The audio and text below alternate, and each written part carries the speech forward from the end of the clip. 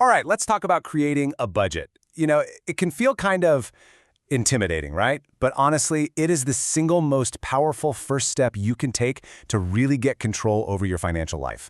So today, we're going to break it all down, step by step, in a super simple guide for beginners. And it turns out this is a skill people are really hungry for. Get this, a recent poll found that a whopping 69% of people think that financial basics, like budgeting, are the most important thing to learn before you move out on your own. So if you're trying to get a handle on your money, trust me, you are in exactly the right place. Okay, so here's how we're going to do it. We've got 5 simple parts. First up, we'll cover why you should even budget. Then we'll help you choose the right tool. After that, we'll get into the nuts and bolts of tracking your money. Part 4 is all about creating your plan. And finally, we'll talk about how to make it all stick for good. So let's kick things off with that big question. Why even bother doing all this? Well, the goal is actually really simple.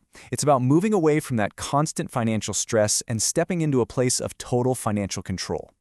And I want you to think about it like this. A budget isn't a cage, it's a roadmap. It's your plan that you create to tell your money where to go, instead of scratching your head at the end of the month wondering where it all went. It's what lets you spend less on stuff that doesn't really matter so you can save more for the things that do. It helps you dodge that stress of surprise debt. The most important thing to remember, you're the one in the driver's seat. All right, on to part 2. Before you can even begin, you need a tool. And listen, the real key here is finding a method that you'll actually stick with. And certified financial planner Samantha Gorelick put it perfectly. She said, basically, there's no magic bullet. Some people love their apps, others are all about spreadsheets, and some folks just want a simple notebook. The best choice is whatever you'll actually use. If it feels like a chore, you're just not going to do it. So what are your options, really? Well, you've kind of got 2 main camps. On one side, you've got the analog method, good old pen and paper. It's super easy to start, no tech needed, perfect if you want to be really hands-on. And on the other side, you've got digital tools. Think spreadsheets or apps like Mint and Quicken. They do all the math and the sorting for you, which is amazing if you want things to be fast and automatic. It's totally up to you. Okay, now we're getting to the real heart of it all, tracking your money. Seriously, this is the foundation of any good budget. I mean, think about it. You can't tell your money where to go if you have no idea where it's been going. And the process is pretty simple. First, just set up your ledger. Digital or paper, doesn't matter. You want columns for the date, what you spent money on, how much it was, and a category. Step 2, and this is the big one, you have to record everything. I mean, every coffee, every little subscription, and of course, every paycheck. Then, step 3 is to start grouping all those expenses into different categories. Once you start categorizing, you'll really begin to see your spending habits in a new light. You'll have your usual suspects, right? The big stuff like rent or mortgage, utilities, transportation. But you'll also have categories for groceries, insurance, and that fun money bucket. Eating out, entertainment. And super important, a category for savings. Trust me, watching how these buckets fill up is a total eye-opener. And here's a great pro tip from budgeting expert Carrie Thatcher. She says to take that categorizing one step further. It's not just about listing where your money goes. It's about separating your needs from your wants. Why? Because that lets you prioritize the stuff that absolutely has to get paid, like your bills and your groceries. Make sure the essentials are always covered first. Speaking of priorities, this leads us to maybe the most important rule of all, the golden rule of saving. You have got to pay yourself first. Treat your savings just like a bill. What does that mean? It means the second you get paid, you move money into your savings account. Don't wait around to see what's left at the end of the month. Make it non-negotiable.